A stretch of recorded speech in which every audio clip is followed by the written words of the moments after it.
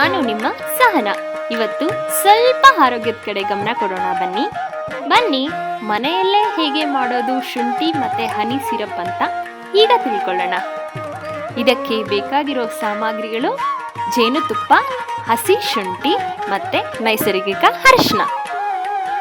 ಶುಂಠಿ ಜೀರ್ಣಕ್ರಿಯೆಗೆ ತುಂಬಾ ಒಳ್ಳೆಯದು, ಹೊಟ್ಟೆ ಉಬ್ಬರ ಶಮನ ಮಾಡುತ್ತದೆ. ಈ 3 ಪದಾರ್ಥದಲ್ಲೇ ನಾವು ಮಾಡ್ತೀವಿ ಈಗ ಮನೆಯಲ್ಲೇ ಮಾಡೋ ನೈಸರ್ಗಿಕ ಟಾನಿಕ್. ಈ ತರ ಒಂದು ಪಾತ್ರೆಯಲ್ಲಿ ನಾವು ಫ್ರೆಶ್ ಆಗಿ ಮಾಡ್ಕೊಂಡಿರೋ ಶುಂಠಿನ ರುಬ್ಬಿ ರಸ ತಗೊಂಡಿರ್ತೀವಲ್ಲ, ಆ ರಸನ 6 ಸ್ಪೂನ್ ಹಾಕೋಣ. ನಾನಿವಾಗ ಮಾಡ್ತಾ ಇರೋದು ಮನೇಲಿ ಒಂದು 4 ರಿಂದ 5 ಜನ ಒನ್ ಟೈಮ್ ಯೂಸ್ ಮಾಡ್ಕೊಬಹುದು. ಇಷ್ಟು ಶುಂಠಿ ನಾನು ಹಾಕಿರೋದು. ಇದನ್ನ ಚೆನ್ನಾಗಿ ತೊಳೆದು ಮಿಕ್ಸಿಲಿ ಗ್ರೈಂಡ್ ಮಾಡಿಕೊಂಡು ಅದರಿಂದ ರಸ ತಗೊಂಡಿದ್ದೀನಿ.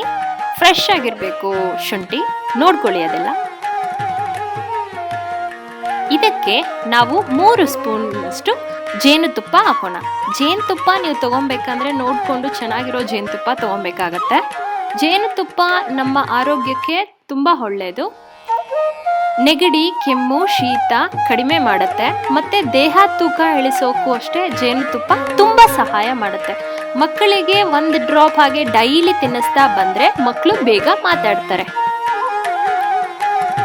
ಇದಕ್ಕೆ ಅರಿಶಿನ 2 ಸ್ಪೂನ್ ಹಾಕಿ.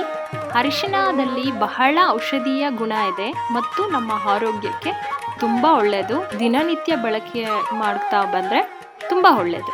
ಈಗ ಇಷ್ಟು ಹದಕ್ಕೆ ಬಂದ ಮೇಲೆ ಸ್ಟವ್ ಆಫ್ ಮಾಡಿ, ಆರಿದ ನಂತರ ಒಂದು ಗಾಜಿನ ಲೋಟಕ್ಕೆ ಶೋಧಿಸಿಕೊಳ್ಳಿ.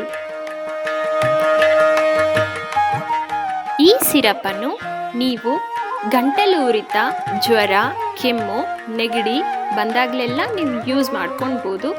ಬನ್ನಿ ನಮ್ಮ ಹಳೆ ಕಾಲದ ಸಂಪ್ರದಾಯವನ್ನು ಮತ್ತೆ ತರನ ಮುಂದಿನ ಪೀಳಿಗೆಗೆ ಹೇಳೋಣ.